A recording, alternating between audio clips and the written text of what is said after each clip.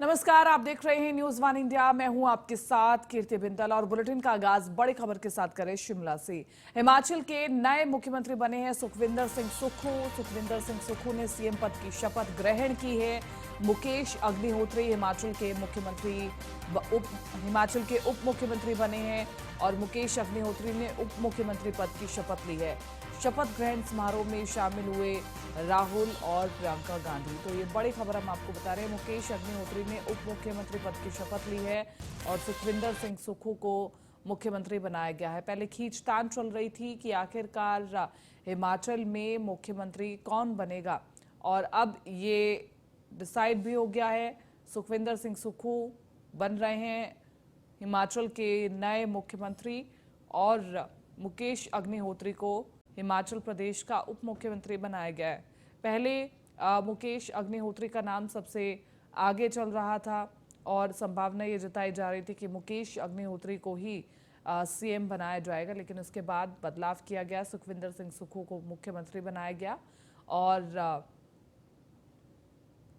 मुकेश अग्निहोत्री को उप मुख्यमंत्री बनाया गया। बहुत बड़े संकेत हैं प्रियंका गांधी और राहुल गांधी का हिमाचल में पहुंचना। बहरहाल अगर हम बात करें, हिमाचल में चुनाव प्रचार के समय राहुल गांधी नहीं पहुंचे थे हिमाचल, लेकिन अब शपथ ग्रहण समारोह में राहुल गांधी हिमाचल पहुंचे हैं। वो भी तब जब वो अपनी भारत जोड़ो यात्रा में व्यस्त हैं और उस यात्रा के बीच वो हिमाचल पहुंचे हैं। और निष्ठा रखूंगा।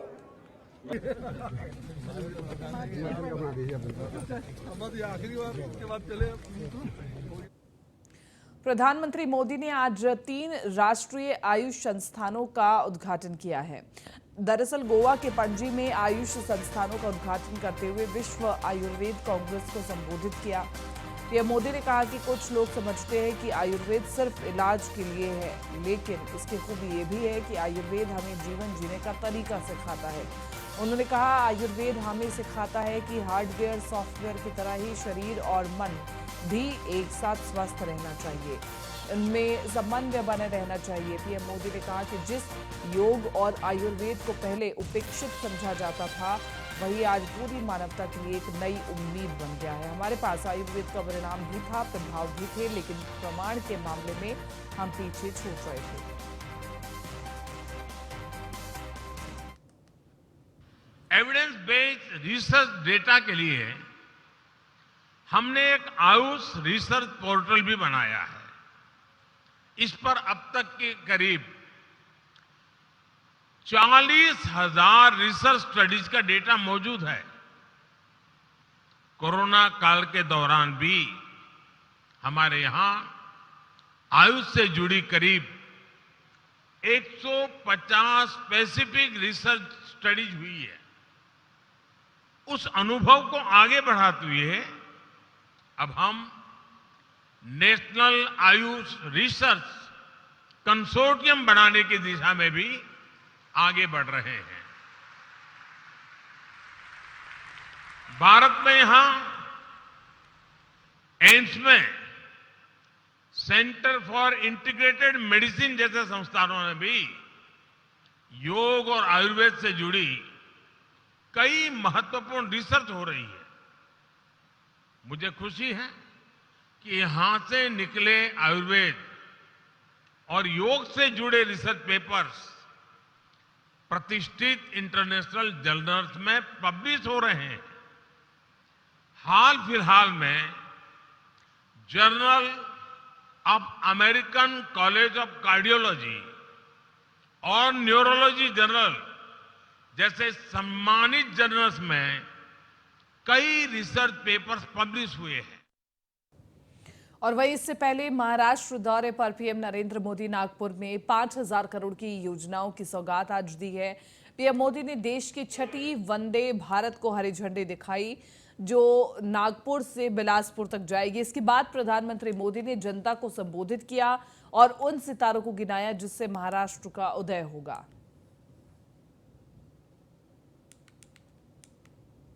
महाराष्ट्र के विकास के लिए 11 सितारों के महानक्षत्र का उदय हो रहा है। पहला सितारा हिंदू हृदय सम्राट बाला साहब ठाकरे महाराष्ट्र समृद्धि महामार्ग, जो अब नागपुर और शिरडी के लिए तैयार हो चुका है। दूसरा सितारा नागपुर एम्स है, जिसका लाभ विदर्भ के एक बड़े क्षेत्र के लोगों को होगा। तीसरा सितारा नागपुर में national institute of one health की स्थापना है। चौथा सितारा रक्त संबंधी रोगों की रोकथाम के लिए चंद्रपुर में बना आईसीएमआर का रिसर्च सेंटर है। पांचवा सितारा पेट्रोकेमिकल क्षेत्र के लिए बेहद अहम सीपेट चंद्रपुर की स्थापना है। छठा सितारा नागपुर में नाग नदी के प्रदूषण को कम करने के लिए शुरू हुआ प्रोजेक्ट। सातवां सितारा नागपुर में मेट्रो फेज 1 का लोकार्पण और दूसरे फेज का शिलान्यास है। आठवां सितारा नागपुर से बिलासपुर के बीच आज प्रारंभ हुई वंदे भारत एक्सप्रेस है। नवा सितारा नागपुर और अजनी रेलवे स्टेशन के पुनर्विकास की परियोजना है।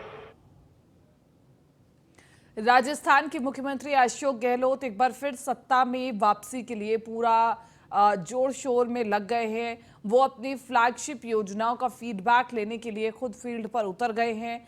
हाल ही में उन्होंने मंत्रियों, विधायकों और उसके बाद आईएएस अफसरों से उसका फीडबैक भी मांगा था, जिसकी एक रिपोर्ट सचिवालय में तैयार की गई है। मुख्यमंत्री ने 2 बार राहुल गांधी को इन योजनाओं की जानकारी दी है। राहुल गांधी लोगों को सीएम गहलोत की 5 बड़ी फ्लैगशिप योजनाओं के फायदे बताएंगे।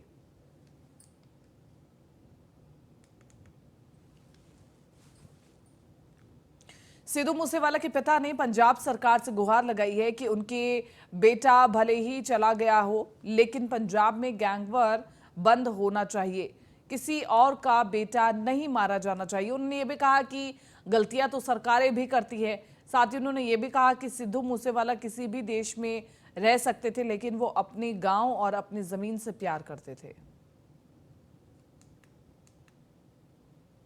जो तो रोष है उवें नहीं उवें बनता, बल्कि जिवें जिवें घटनावां हो रही ने उस तरीके नाल जिहड़ी तुहाडी चिंता तुहाडे मत्थे तो साफ पढ़ी जा सकती है। पंजाब साडा किहड़े पासे नहीं जा रहा।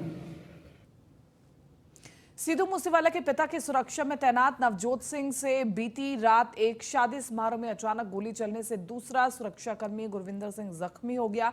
यह घटना बीती रात की है। वहीं मानसा पुलिस ने नवजोत सिंह के खिलाफ मामला दर्ज कर जांच शुरू कर दी है।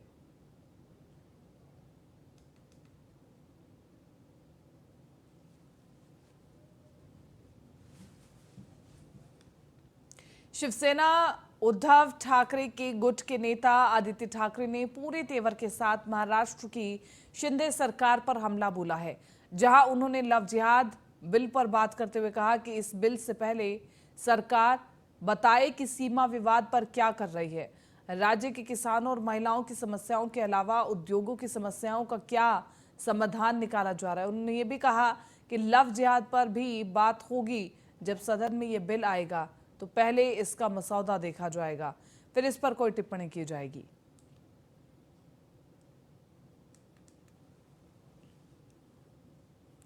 प्रधानमंत्री नरेंद्र मोदी ने आज यानी 11 दिसंबर को समृद्धि राजमार्ग पर नागपुर से शिरडी सड़क योजना का उद्घाटन किया।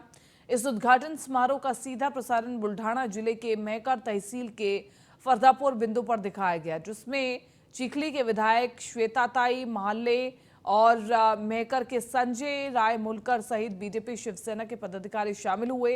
इस कार्यक्रम में बुल्ढाना के सांसद प्रताप राव जाधव ने प्रतिक्रिया व्यक्त करते हुए कहा कि ये समृद्धि राजमार्ग पिछड़े विदर्भ और मराठवाड़ के लिए महत्वपूर्ण होगा।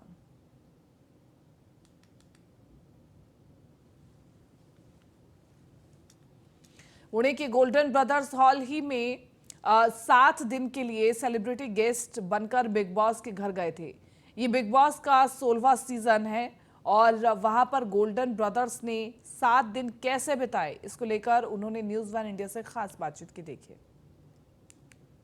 लोग हैं जिनको यंगस्टर बहुत ज़्यादा पसंद करती हैं, क्योंकि उनको देखने के बाद ही पता चलता है कि उनके सोने के पहनावे के वजह से वो आज बहुत ज़्यादा फेमस है।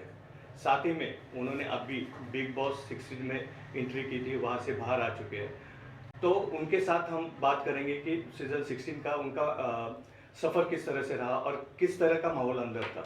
तो क्या कहेंगे कि सीजन 16 में आप बिग बॉस के घर में गए और वहाँ पे क्या क्या हुआ, तो क्या कहेंगे उसके बारे में? बहुत मज़ा आया अंदर, पर सच में अंदर रहना बहुत डिफिकल्ट है। बिग बॉस जो लोग देखते हैं उनको मैं बोलना चाहता हूँ कि वो दिखता है सब लोग, मतलब वहाँ पे बहुत अलग लाइफ है, खाने से लेके सोने से लेके बहुत अलग लाइफ है। उधर बहुत छोटी छोटी चीज़ों पे झगड़े होते हैं, जैसे शक्कर हुआ, टमाटो हुआ, लहसुन हुआ, कि हम लोग ने देखा नहीं कभी और मेरा फर्स्ट टाइम था हम लोग का एक्सपीरियंस। तो पहले तो मेरे को सबसे पहले ऐसा लगा था वो शो स्क्रिप्टेड है, पर सच में वो स्क्रिप्टेड शो नहीं है, जो रियल शो है, पूरी रियल लाइफ में वो पूरा शो। अभी जल्दी निकलने का क्या रीजन था? आप भी कुछ कहना चाहते हो? एक्चुअली क्या था, हमको कंटेस्टेंट बन के जाने का था। सनी का बहुत ड्रीम था कि मैं कंटेस्टेंट बन के जाऊंगा। 25 लाख जो बिग बॉस का प्राइस था 50 लाख का, उनका 25 लाख चला गया था। वो अगर हमने जो टास्क दिए वो अगर वो जीतते थे तो 50 लाख वापस उनका प्राइज मनी होने वाला था। आपको देख के आज यंगस्टर गले में जितना ज्यादा हो सके उतना सोना पहन रहा है, कैसे लगता है उस माहौल में? बहुत अच्छा लगता है। हम कहीं भी जाते हैं तो लोग बहुत ज़्यादा प्यार करते हैं, पर हम गले में सोना ही नहीं पहनते। एक बात बोलना चाहते, गोल्डन गाइज एक एनजीओ है, तो वहाँ पे एवरी डे जितने गोल्ड मैन हैं उनको मैं कहना चाहता हूँ कि जैसे हमारा एक एनजीओ है गोल्डन गाइज एनजीओ, हम बाकी कुछ हेल्प नहीं करते, पर खाने के लिए एवरी डे 300 लोगों को हम लोग हेल्प करते हैं। अलग चीज कुछ उस सोने का कुछ अलग असर होता है क्या? नहीं, गोल्ड भी मुझसे बहुत ज्यादा प्यार करता हूँ, मैं भी गोल्ड से बहुत ज्यादा प्यार करता हूँ, इसलिए कुछ तकलीफ नहीं होती। इसके लिए आप क्या करते हैं? एक्सरसाइज में कुछ अलग एक्सरसाइज तो हो मैं करता हूँ एवरी डे, मैं 10 किलोमीटर रनिंग करता हूँ, जिम करते हैं हम लोग। कोई भी चीज अपन करते हैं, Yes. अभी आप जिम जाते हो तो पहले 5 kg उठाते, फिर 10 kg उठाते। वैसे हम पहले आधा किलो, अभी सनी ने बोला स्कूल में, फिर 1 किलो, कॉलेज गए 2.5 किलो, फिर कपिल शर्मा के शो में गए थे तो 5 kg था सनी का, मेरा 3.5 kg था। तो ये थे हमारे साथ में गोल्ड मैन, जिनके गोल्ड की तारीफ पूरे राज्य में ही नहीं पूरे देश में भी होती है। ये बिग बॉस के बाहर अब है, पर वो आगे के सीजन में जरूर जाना चाहेंगे। निशिकांत के साथ मैं मुकुंद कदम। झारखंड के मुख्यमंत्री हेमंत सोरेन ने भुवनेश्वर राउरकेला में 13 जनवरी 2023 से शुरू हो रहे पुरुष विश्व कप हॉकी प्रतियोगिता की ट्रॉफी का आज रांची में अनावरण किया।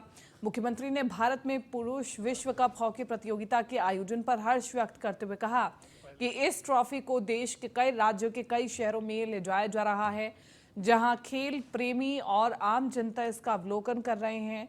हॉकी इंडिया की इस पहल से विश्व कप हॉकी प्रतियोगिता के प्रति एक माहौल तैयार होगा। इस दौरान उन्होंने इस आयोजन के लिए हॉकी इंडिया के पदाधिकारियों और खिलाड़ियों को बधाई और शुभकामनाएं दी हैं।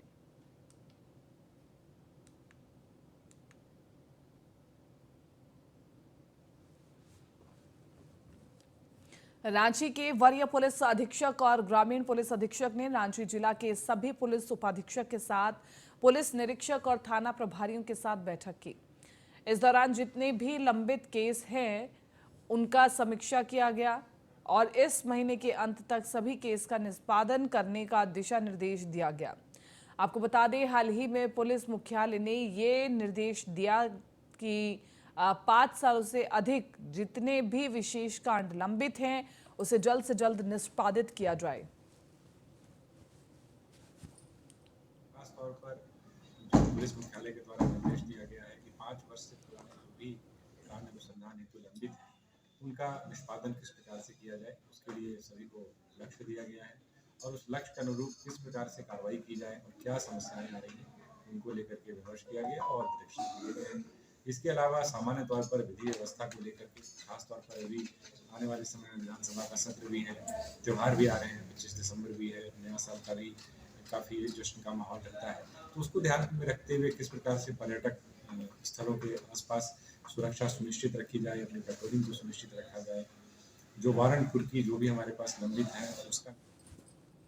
झारखंड के मुख्यमंत्री हेमंत सोरेन से पढ़ाई के लिए मदद की गुहार लगाने वाली गढ़वा की तिलदाग पंचायत निवासी बेबी कुमारी और उसके पूरे परिवार को सरकार की विभिन्न योजनाओं का लाभ दिया गया है।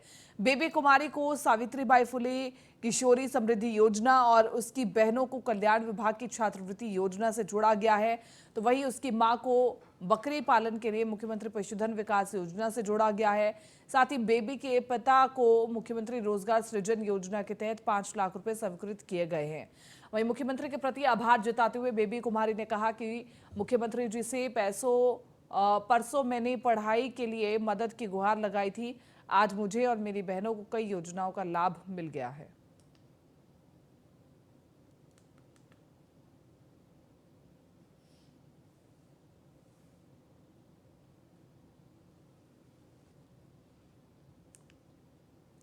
रांची के वरीय पुलिस अधीक्षक और ग्रामीण पुलिस अधीक्षक ने रांची जिला के सभी पुलिस उपाधीक्षक के साथ पुलिस निरीक्षक और थाना प्रभारियों के साथ बैठक की।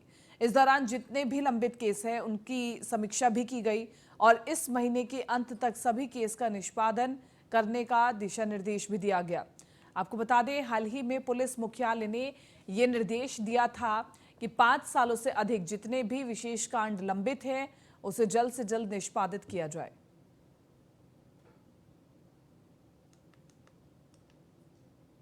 खास तौर पर जो पुलिस मुख्यालय के द्वारा निर्देश दिया गया है कि 5 वर्ष से पुराने जो भी कांड अनुसंधान हेतु लंबित है उनका निष्पादन किस प्रकार से किया जाए, उसके लिए सभी को लक्ष्य दिया गया है और उस लक्ष्य के अनुरूप किस प्रकार से कार्रवाई की जाए और क्या समस्याएं आ रही हैं उनको लेकर के विमर्श किया गया और निर्देश दिए गए हैं। इसके अलावा सामान्य तौर पर विधि व्यवस्था को लेकर के खासतौर पर अभी आने वाले समय में विधानसभा का सत्र भी है, त्यौहार भी आ रहे हैं, 25 दिसंबर भी है, नया साल का भी काफ़ी जश्न का माहौल रहता है, तो उसको ध्यान में रखते हुए किस प्रकार से पर्यटक स्थलों के आसपास सुरक्षा सुनिश्चित रखी जाए, अपनी पेट्रोलिंग को सुनिश्चित रखा जाए, जो वारंट कुर्की जो भी हमारे पास लंबित है उसका निराकरण किया जाए। साहिबगंज राजमहल अनुमंडल पुलिस पदाधिकारी यज्ञ नारायण तिवारी ने अपने कार्यालय कक्ष में प्रेस कॉन्फ्रेंस की। इस दौरान उन्होंने बताया कि गुप्त सूचना मिली कि थाना क्षेत्र अंतर्गत फुदकीपुर नौधरिया बाजार में सब्जी दुकान के सामने फुटपाथ पर एक आदमी अवैध लॉटरी टिकट बेच रहा था। थाना प्रभारी की सूचना को वरीय पदाधिकारी को अवगत करते हुए अनुमंडल पुलिस पदाधिकारी यज्ञ नारायण तिवारी के नेतृत्व में एक छापामारी दल गठित किया गया, जिसके बाद छापामारी दल नौधरिया बाजार पहुंची और व्यक्ति की तलाशी लेने पर उसके पास से एक मोबाइल, 1200 रुपये और लॉटरी का 2 बंडल मिला, जिसकी कीमत लगभग 2 लाख रुपए बताई जा रही है। बिहार में नगर निगम चुनाव होने हैं और जिसको लेकर के आरा की पूर्व मेयर प्रियम देवी इस बार फिर दावेदारी कर रही है। पूर्व मेयर प्रियम देवी आरा नगर निगम की 2 साल तक मेयर रही, जबकि उनके पति पूर्व मेयर सुनील यादव भी 5 साल तक मेयर रहे। और इसी को लेकर के बिहार के ब्यूरो चीफ मनोज कुमार सिंह ने पूर्व मेयर प्रियम देवी से खास बातचीत की, आपको दिखा देते हैं। नगर निगम चुनाव को लेकर अब फिर से जितने भी प्रत्याशी से अपनी कमर टाइट कर चुके हैं। हालांकि सच्चाई ये है कि आरा नगर निगम की यदि बात करें तो आरा नगर निगम में प्रियम देवी फिर से अपना चुनाव को लेकर तैयारी जोरों पर कर रही है। आज 37 नंबर वार्ड में वार्ड पार्षद के साथ घूमती नजर आ रही हैं। मैडम, चुनाव तो बीच में स्टे हो गया था, बड़ा अजीब सा लग रहा होगा। हाँ, स्थगित हो गया था। पहले हम आरा नगर की सभी जनता को प्रणाम करना चाहती हूँ और उनसे आशीर्वाद की उम्मीद करना चाहती हूँ। मैं बोला था कि हाँ स्थगित हो गया था, लेकिन उससे कोई फर्क नहीं पड़ा है। हम लोग फिर से आ रही हैं चुनाव को लेकर और पहला चर्चा का विषय बनी हुई है। शुरू में भी आप मेयर भी रह चुकी हैं यहाँ पे और फिर से दावेदारी करें, पति भी मेयर रह चुके हैं। इस बार विकास का मुद्दा क्या होगा? इस बार का विकास का मुद्दा सबसे पहला तो सफाई है। नली गली रोड, जो बरसात होता है नाला जाम हो जाता है हर जगह का, तो सबसे पहला तो यही रहेगा, इससे निजात दिलाना। उम्मीद आपसे जुड़ा हुआ है कि इस बार आने के बाद कुछ अलग होगा, कुछ ज्यादा होगा, कुछ देखने सुनने को मिलेगा? हाँ एकदम होगा। समस्याएं तो बहुत है, हम डोर टू डोर जा रहे हैं, हर लोगों से मिल रहे हैं, महिलाओं से मिल रहे हैं, बुजुर्गों से मिल रहे हैं, तो समस्या तो बता रहा है लोग कि, तो हम शुरुआत तो फर्स्ट समस्या वहीं से करेंगे। जैसे कि नली गली है, जरा सा बरसात होता है पानी बहुत भर जाता है, हमें परेशानी, तो बच्चों को स्कूल जाम हो जाता है, हॉस्पिटल्स में लोग नहीं पहुँच पाते हैं। आप वार्ड में वोट मांगती थी, अब पूरे शहर 45 वार्ड में वोट मांगना पड़ा, अजीब लग रहा होगा? अजीब नहीं लग रहा है, मुझे बहुत विश्वास जग रहा है, क्योंकि मैं जिस वार्ड में जा रही हूँ ना, मुझे जनता बढ़ चढ़ कर मेरा साथ दे रही है। जैसे कि यहाँ पर भी हम आए हैं तो जनता मुझे बहुत सपोर्ट कर रही है। उन्हें ये विश्वास है कि अगर आरा शहर के लिए, नगर निगम के लिए कुछ अच्छा होगा तो ये प्रियम ही करेंगे, क्योंकि मेरा बैकग्राउंड देख रहा है लोग। साल आप रही हैं मेयर? मैं रही हूँ 2 साल, और मेरे पहले हमारे हस्बैंड 5 साल रहे हैं, कुल मिलाकर हमने 7 साल तक कार्यकाल किए हैं। और इससे कोई फ़र्क नहीं पड़ा है कि मेरे हस्बैंड रहे तो हम नहीं, और हम रहे तो मेरे हस्बैंड नहीं, क्योंकि वो भी रहते थे ना, तो हम जहाँ भी मुझे समस्या बताता था लोग कि ये समस्या है मैडम, दीदी बहनी करके, तो हम उनके लिए एकदम बोलते थे ये काम होना चाहिए, आपके अंडर में तो आप कर दीजिए। 7 साल मेयर रही है, मतलब 5 साल इनके पति रहे हैं, 2 साल खुद रही है। 7 साल में विकास का मतलब काफी कुछ देखने सुनने को विकास मिल रहा था। आज भी आरा के रमना मैदान में सराहने का काम किया जा रहा है। तो महिलाओं की दुख और समस्याओं को समझने वाली एक कोई मेयर प्रत्याशी थी तो पीडीएम देवी थी, जो आज खुद फील्ड में उतर चुकी हैं। सहयोगी राजा के साथ मनोज कुमार सिंह, आरा। भोजपुर के अगियांव प्राथमिक स्वास्थ्य केंद्र के डॉक्टर पीएल चौधरी पर डाटा ऑपरेटर इंदु कुमारी को प्रताड़ित करने का आरोप लगा। दरअसल पीएल चौधरी अस्पताल कर्मियों के लिए कोरोना काल के समय किए गए कार्यों के पैसों के पास नहीं कर रहे थे, और जिससे कर्मचारी भुखमरी की कगार पर पहुंच गए। पीड़िता इंदु कुमारी के अनुसार पीएल चौधरी काम करने का पेमेंट समय से नहीं दे रहे हैं, जिससे मैं और मेरे बच्चे और परिवार भूखे मरने पर मजबूर है, ऐसे पीड़िता का कहना है। वहीं भोजपुर जिलाधिकारी और मुख्यमंत्री इस मामले में कोई कार्रवाई की मांग की गई है। साथ कि मेरे अगियांव पीएससी के जो प्रभारी हैं और 3 डाटा ऑपरेटर हैं, हाँ। वो सब हमेशा मेरे साथ अमानवीय व्यवहार कर रहा है। हाँ। और मैं 30 दिन काम कर रही हूँ, हाँ। लेकिन उसके बावजूद भी मेरा इस महीने का 0 किया गया है, और इससे अगले महीने का 16 दिन का पेमेंट दिया गया था, 10 दिन का काट लिया गया था। जब मर्जी तब बेमतलब का पेमेंट काटा जा रहा है मेरा। मैनेजर सर का कोई गलती नहीं है, वो बार बार बोल रहे हैं कि इनका पेमेंट होना चाहिए। हाँ, फिर की गलती किसकी आपका देख रहे थे? गलती है डाटा ऑपरेटर तीनों और अगियांव के। एलजीपी रामविलास के प्रमुख चिराग पासवान ने सीएम नीतीश कुमार को एक पत्र लिखा है, जिसमें उन्होंने लिखा है कि पूर्व मंत्री स्वर्गीय कपिल देव सिंह की जन्मस्थल बढ़िया में कृषि विश्वविद्यालय के नाम पर जमीन मिली, और लेकिन उसके बाद भी नहीं कुछ बन पाया है। वहीं विश्वविद्यालय को लेकर लोक जनशक्ति पार्टी के प्रदेश प्रमुख प्रवक्ता राजेश भट्ट ने नीतीश कुमार पर हमला बोला है। लोक जनशक्ति पार्टी रामविलास के राष्ट्रीय अध्यक्ष आदरणीय श्री चिराग पासवान जी ने कल एक मुख्यमंत्री जी को पत्र लिखा है, और इस बाबत उन्होंने संज्ञान में उनको लाने का प्रयास किया है कि अब तो कम से कम उस कपिल देव बाबू के सपनों को साकार किया जाए, जिन्होंने 22 बीघा जमीन देने के बावजूद भी कृषि विश्वविद्यालय की अभी चर्चा जो है कहीं नहीं सुनी जा रही है। इसको लेकर जदयू के राष्ट्रीय अध्यक्ष ललन सिंह जी को अभी बढ़िया की एक सभा में वहां के स्थानीय लोगों द्वारा कई विरोध का सामना करना पड़ा है। सहरसा के भेंड्रस नगर स्तरीय सहकारी समिति द्वारा स्टेडियम परिसर में विभिन्न मांगों को लेकर 1 दिवसीय धरना प्रदर्शन का आयोजन किया गया, जिसमें फुटपाथ विक्रेताओं ने बताया कि स्वयं से निर्मित फुटपाथ दुकानदारों के द्वारा दुकान को खोला जाए और पार्लियामेंट्री स्टैंडिंग कमेटी के निर्णय को जमीन पर लागू किया जाए। फुटपाथ विक्रेता संरक्षण अधिनियम जमीन पर लागू किया जाए। धरना को संबोधित करते हुए भारतीय कम्युनिस्ट पार्टी के जिला सचिव परमानंद ठाकुर ने कहा कि फुटपाथ दुकानदारों के लिए कानून बना हुआ है, फिर भी प्रशासन के द्वारा शोषण जारी है। फिलहाल बुलेटिन में मेरे साथ इतना ही। दीजिए इजाजत, नमस्कार।